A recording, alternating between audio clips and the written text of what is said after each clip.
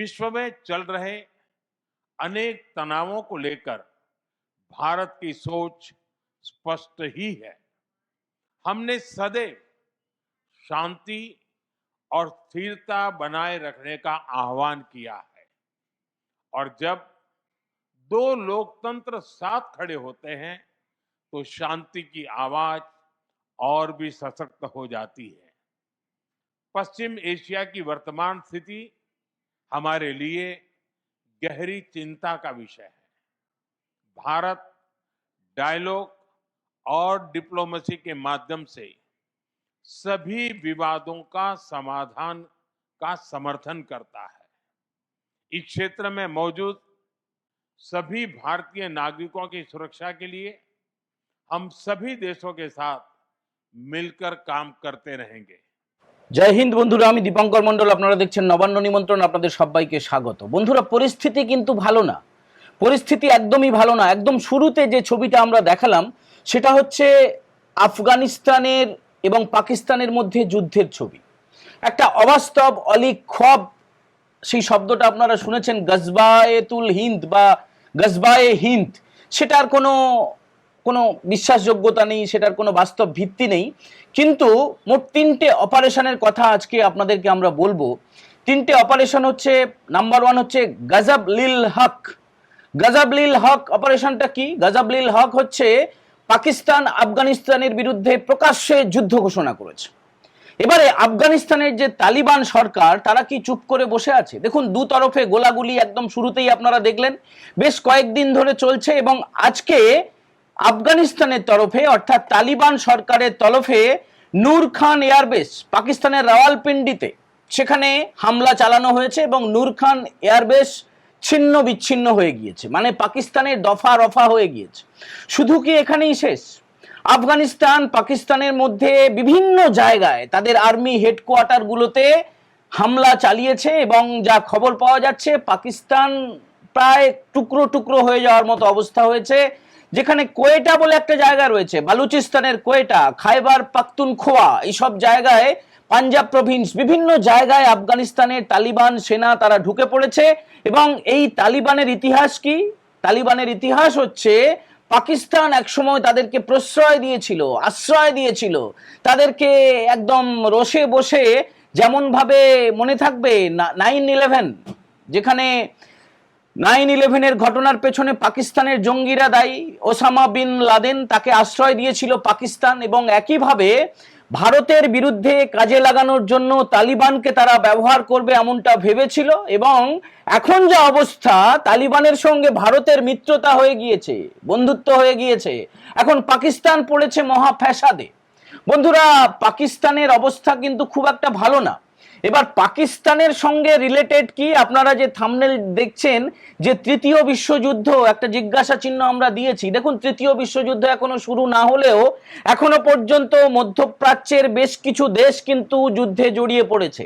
Iran একাধিক দেশে হামলা চালিয়েছে। তার আগে কি হয়েছিল? তার আগে যেটা হয়েছিল আপনারা জানেন, যে ইরানের যিনি ধর্মগুরু, যিনি ইরানের একদম সর্বাধিনায়ক ছিলেন, আয়াতোল্লাহ আলী খামেনেই, তিনি নিহত হয়েছেন। তাকে নিকেশ করে দিয়েছে, তাকে এলিমিনেট করে দিয়েছে যৌথ বাহিনী। কারা কারা? ইসরায়েল এবং আমেরিকার মোসাদ এবং সিআইএর যৌথ গোয়েন্দাগিরিতে, যৌথ মেধায়, যৌথ বুদ্ধিমত্তায়, যেটা এখন ক্রমশ প্রকাশ পাচ্ছে যে মোসাদেরই 20 জন গোয়েন্দা, তারাই এই আয়াতুল্লাহ খামেনি, যিনি মোল্লা, যিনি একজন ইমাম, যিনি ইরানের একদম সর্বোচ্চ ধর্মগুরু ছিলেন, যিনি সর্বাধিনায়ক ছিলেন, তার যে সিকিউরিটি, তার যে নিরাপত্তা রক্ষী বাহিনী, তার মধ্যে ঢুকে গিয়েছিল 20 জন গোয়েন্দা, মোসাদের গোয়েন্দা। এবং সিআইএর সাহায্য নিয়ে একদম অ্যাকুরেট ভাবে যেভাবে ক্ষেপণাস্ত্র হামলা হয়েছে, আয়াতুল্লাহ আলী খামেনি তার পরিবারের বেশ কয়েকজনের সঙ্গে তার ঈশ্বর প্রাপ্তি হয়েছে, তিনি শহীদ হয়েছেন বলে ইরান সরকার দাবি করছে। ইরানে একদিকে শোক প্রকাশ করছে কিছু লোক, আবার একদিকে কিন্তু উল্লাস প্রকাশ করছে। তার কারণ এই আয়াতুল্লাহ আলী খামেনির জামানায় সেখানে নারী স্বাধীনতায়, নারীর বাক স্বাধীনতায়, নারীর পোশাকে, নারীর শিক্ষায় পুরোপুরি একদম নারী বিদ্বেষী একজন লোক, একজন ডিক্টেটর, যে কিনা তার বিরুদ্ধে হওয়া বিদ্রোহ দমন করার জন্য হাজার হাজার নিরীহ ইরানবাসীকে হত্যা করতেও পিছপা হয়নি, এবং তার সমর্থনেও যেমন কিছু লোকের চোখে জল দেখা যাচ্ছে, ভারতেরও বেশ কিছু অংশে চোখে জল দেখা যাচ্ছে। এই মুহূর্তে কাশ্মীরে একটা সংগঠন তারা হরতাল ডেকেছে, কোথায় হাজার হাজার দূরে, যার সঙ্গে ভারতবর্ষের কোনো সম্পর্ক নেই, এই শিয়া ধর্মগুরুর নিধনের প্রতিবাদে ভারতের বিভিন্ন জায়গায় চোখে জল দেখা যাচ্ছে। এবং যখন ভারতীয় সেনার ওপরে হামলা হয়, ভারতের ওপরে হামলা হয়, বা বিশ্বের অন্যান্য জায়গায় যখন নিরীহ মানুষ প্রাণ হারান, তখন এদেরকে খুঁজে পাওয়া যায় না। কিন্তু সেই চোখের জলকে আমরা ছোট করছি না, তারা এখন ভেতর থেকে কান্নাকাটি করছে, প্রচুর মিম ছড়িয়ে পড়েছে। আবার অন্যদিকে বিশ্বের বিভিন্ন দেশে এবং তাদের দেশে, মানে যেখানে আয়াতুল্লাহ আলী খামেনেই নিহত হয়েছেন, তাদের দেশেই কিন্তু উল্লাস চোখে পড়ছে, এড়াচ্ছে না। তো এবারে কিছু ছবি আমরা দেখে নেব যে এই যে ঘটনাটা হলো আর কি, আয়াতুল্লাহ আলী খামেনেই, এবারে কিছু অংশ আমাদের দেশের যারা মোদী বিরোধী কিছু রাজনৈতিক দল রয়েছে, কংগ্রেস সহ বিভিন্ন দল রয়েছে, তারা এবার আঙুল তুলছে একদম সরাসরি মোদির দিকে। আর নরেন্দ্র মোদীর বক্তব্য আপনাদেরকে শোনালাম, প্রথমে আফগানিস্তান পাকিস্তানের যুদ্ধ দেখালাম, তারপরে আমরা নরেন্দ্র মোদীর বক্তব্য শোনালাম। অত্যন্ত গুরুত্বপূর্ণ কিন্তু এই বক্তব্যটি। নরেন্দ্র মোদী তিনি বক্তৃতা দিয়েছেন, আপনারা জানেন যে কানাডার প্রধানমন্ত্রী এসছেন, তার সামনে দাঁড়িয়ে জাতীয় পতাকা একদম বলা যেতে পারে কার্যত জাতির উদ্দেশ্যে তিনি জানিয়ে দিয়েছেন যে মধ্যপ্রাচ্যের এই যে ঘটনা, এই যে খামেনেই যে নিহত হয়েছেন, তারপরে ইরান যেভাবে অ্যাটাক করছে, আমেরিকা বলছে শেষ দেখে ছাড়বো, যুদ্ধ পুরোদস্তুর ভাবে শুরু হয়ে গিয়েছে, এবং এক্ষেত্রে ভারতের ভূমিকা নিয়ে প্রধানমন্ত্রী নরেন্দ্র মোদী কিন্তু অত্যন্ত সংযত, তিনি উদ্বেগ প্রকাশ করেছেন। এর পাশাপাশি কিন্তু কোনো দেশকে সমর্থন বা কোনো দেশের বিরোধিতা এখনো পর্যন্ত ভারতের তরফে করা হয়নি। কড়া নজর রাখা হচ্ছে Iraq, Iran, Israel, Jordan, Palestine, Dubai, যে বিভিন্ন জায়গায় বিভিন্ন দেশে ভারতীয় শ্রমিকরা, ভারতীয় ছাত্ররা, ভারতীয় অফিসাররা যারা রয়েছেন লক্ষাধিক, তাদেরকে যাতে নিরাপদে ভারতে ফিরিয়ে আনা যায় সেই প্রক্রিয়া এই মুহূর্তে ভারত সরকার করছে। এবং এই যে ইসরায়েলে গিয়েছিলেন প্রধানমন্ত্রী নরেন্দ্র মোদী, সেখানকার যিনি প্রধানমন্ত্রী তার সঙ্গে দেখা করেছিলেন, নেতানিয়াহুকে তিনি ফোনও করেছেন এইসব ঘটনার পরে। এবারে ইসরায়েল থেকে ফিরে আসার পরে দক্ষিণ ভারতের তামিলনাড়ুতে মাদুরাইতে প্রধানমন্ত্রী গিয়েছিলেন, সেখান থেকে তড়িঘড়ি ফিরে এসে তিনি সিসিএস এর বৈঠক করেছেন। সিসিএস এর বৈঠকটা হচ্ছে ভারতবর্ষের সামরিক বা বৈদেশিক নীতির ক্ষেত্রে সর্বোচ্চ সিদ্ধান্ত নিয়ামক যে বডি, সেটা হচ্ছে সিসিএস, ক্যাবিনেট কমিটি সিকিউরিটির যে বৈঠক, সেটা গতকাল রাত্রে হয়েছে, সেই খবর আপনাদেরকে আমরা দিয়েছি। সেখানে অমিত শাহ, রাজনাথ সিং থেকে শুরু করে অজিত দোভাল, সিডিএস, নির্মলা সীতারামন এবং প্রিন্সিপাল সেক্রেটারিরা ছিলেন, বিদেশ সচিব ছিলেন, সবাই সেখানে ছিলেন। মানে প্রধানমন্ত্রী নরেন্দ্র মোদী যে বৈঠকটা করেছেন অত্যন্ত তাৎপর্যপূর্ণ।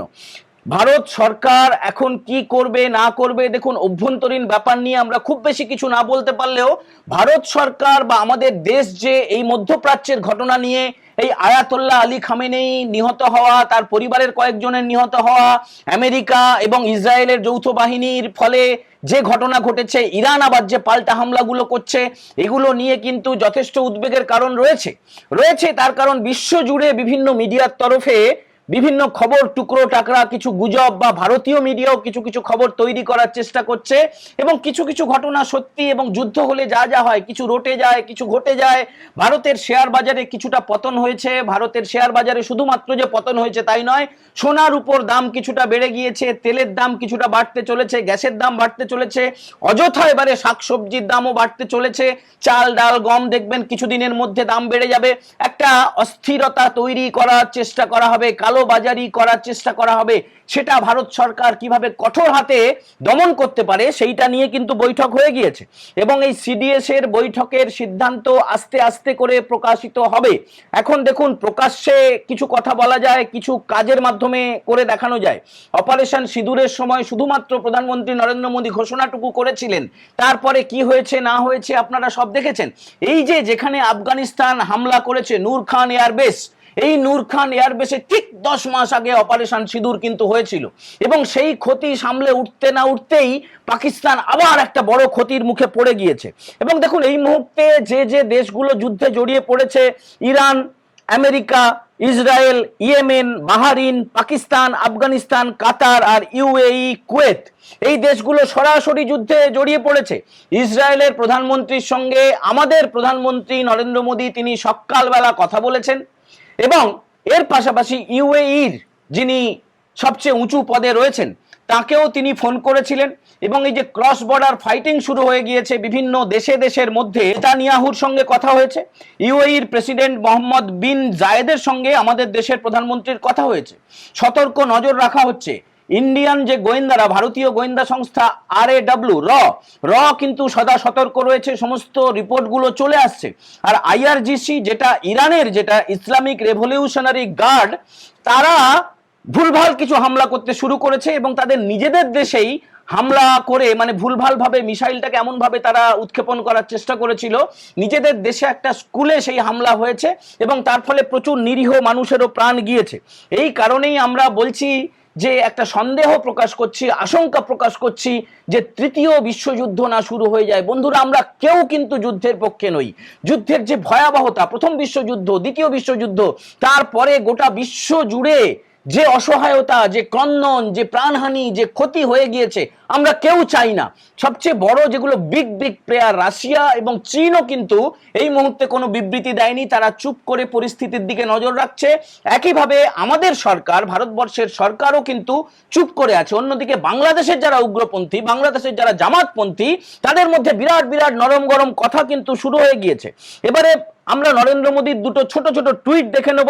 তিনি সকালবেলায় যে টুইটটা করেছেন, had a telephone call with PM Benjamin Netanyahu to discuss the current regional situation, conveyed India's concerns over recent developments and emphasized the safety of civilians। যা বলেছেন সেটা পরিষ্কার হয়ে গেল। এবং তারপরে প্রেসিডেন্ট, ইউএইর প্রেসিডেন্টের সঙ্গে শেখ মোহাম্মদ বিন জায়েদের সঙ্গে কথা হয়েছে, সেটাও তিনি বলেছেন।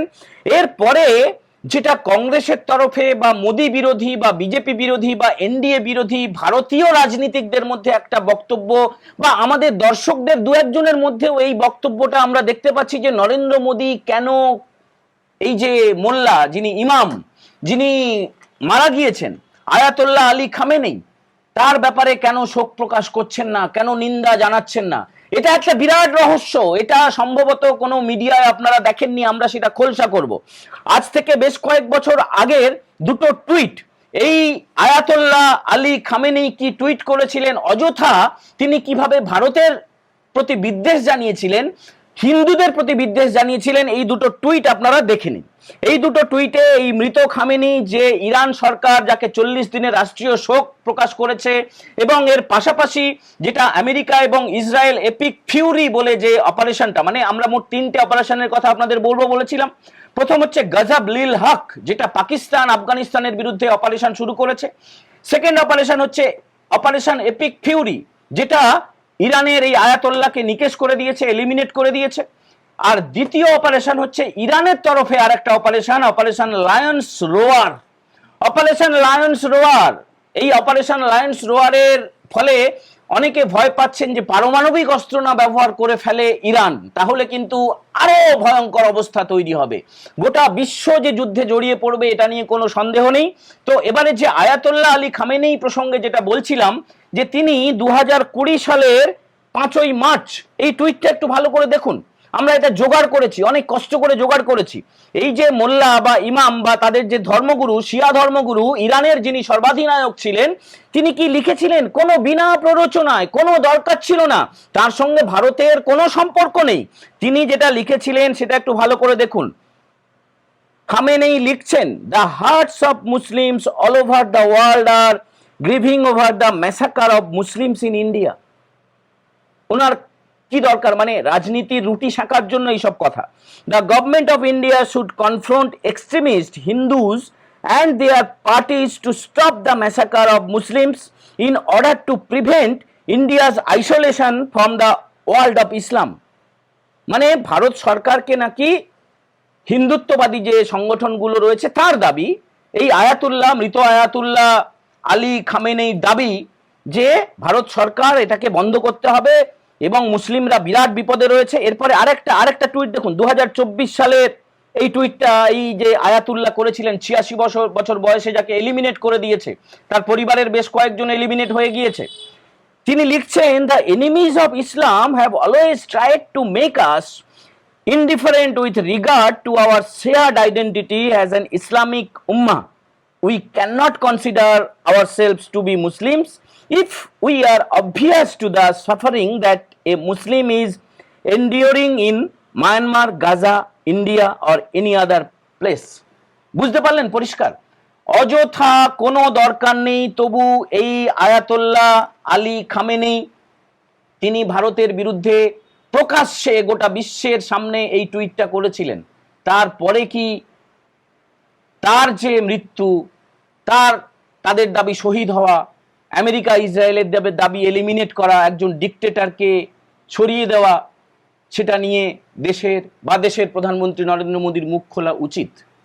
আমরা তো উল্লাসও প্রকাশ করছি না, আমরা শোকও প্রকাশ করছি না, আমরা শুধু পরিস্থিতির দিকে কড়া নজর রাখছি। বন্ধুরা, একটা খুব ইন্টারেস্টিং ভিডিও দিয়ে আজকের এই আলোচনা আমরা শেষ করব। ভিডিওটা একটু মন দিয়ে দেখুন। Okay, imagine India today. So diverse, so alive, different religions, different languages, different ways of life, all existing together. Hindus, Christians, Muslims, Sikhs, Jains, Parsis. And now imagine this. One day, overnight, a new regime comes and says, from today, in this beautiful, diverse country, only one religion is allowed. Doesn't matter what you believe in, doesn't matter how you were raised. You either follow this religion or you're punished. And oh, if you don't like it, it's fine. You can leave your country. Leave your own country. Your house, your home, leave it. Just go. Imagine they start controlling your clothes, your voice, your freedom is gone. And if you don't convert, you're called an enemy of the state. And if you protest, rightly so, you're arrested. Imagine your friend being killed because he didn't want to convert. Your Hindu friend being killed for not converting. Your Muslim friend being killed for not converting. Imagine Christians, Sikhs, anyone erased just because they refused to change their faith overnight. That's not a metaphor. It's not an exaggeration. That is exactly what happened in Iran and to Iranians. And just because Iranians have lived under this for 47 years, people think that this is normal. But it's not. Iran was once as diverse, as cultural, as alive as India. We had people from different religions too. We have Iranian Christians, we have Iranian Jews, we have Iranian Muslims, Zoroastrians, Baha'is. The people didn't want this. So when Iranians speak up, protest, or cry for help, this is what they're fighting against. A regime that kills people for their different beliefs.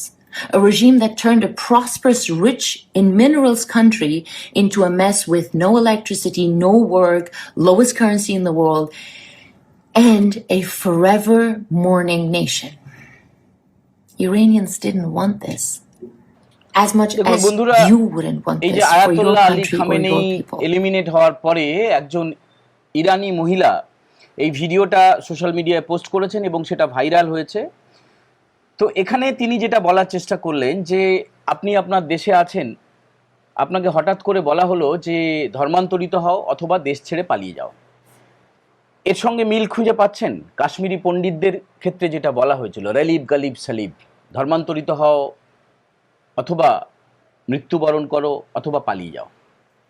ইরানে 4 দশক আগে সমস্ত ধর্মের মানুষ মিলেমিশে থাকতেন, সেখানে নারী স্বাধীনতা ছিল, সেখানে সাহিত্য চর্চা ছিল, সেখানে সিনেমা ছিল, নাটক ছিল, সাহিত্য ছিল, সেখানে একনায়কতন্ত্র ছিল না। একনায়কতন্ত্র শুরু হয় এই আয়াতুল্লাহ আলী খামেনির সময় থেকে।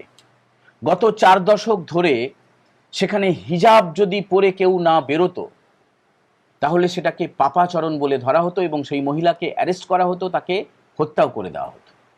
যদি কোনো ব্যক্তি রাষ্ট্রের বিরুদ্ধে বা এই আয়াতুল্লাহ আলী খামেনির বিরুদ্ধে কোনো কথা বলতেন, দলে দলে হাজার হাজার নিরীহ নাগরিককে শুধুমাত্র সন্দেহের বশে তাদেরকে হত্যা করা হয়েছে। এই কয়েক বছর আগে যে গণহত্যা হয়ে গিয়েছে ইরানে, সেই দাগ কিন্তু আয়াতুল্লাহ আলী খামেনির শরীর থেকে যায়নি।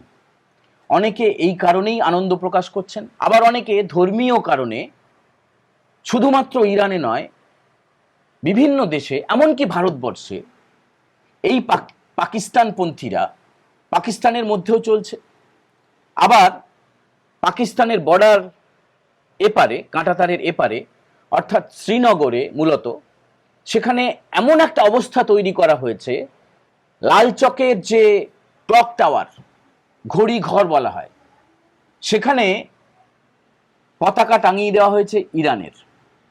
সেখানে ইসরায়েল বিরোধিতা, আমেরিকা বিরোধিতা করতে গিয়ে ভারতের পতাকাকে অসম্মান করার চেষ্টা করা হচ্ছে। ভারত সরকার এই পদক্ষেপকে, এই দেশবিরোধী কার্যকলাপকে আগেও ঠান্ডা করেছে ডান্ডা দিয়ে, আবার ঠান্ডা করবে ডান্ডারই মাধ্যমে। বন্ধুরা, আজকের এই এপিসোড আপনাদের কেমন লাগলো অবশ্যই কমেন্ট করে জানাবেন। আর সবাই সতর্ক থাকবেন, কোনো গুজবে কান দেবেন না, কোনো ঘটনার নিন্দা বা সমর্থন করার আগে একটু ভেবে চিন্তে করবেন। সবাই ভালো থাকবেন। আজকের মতো এই এপিসোড আমরা এখানেই শেষ করছি। জয় হিন্দ, বন্দে মাতারাম।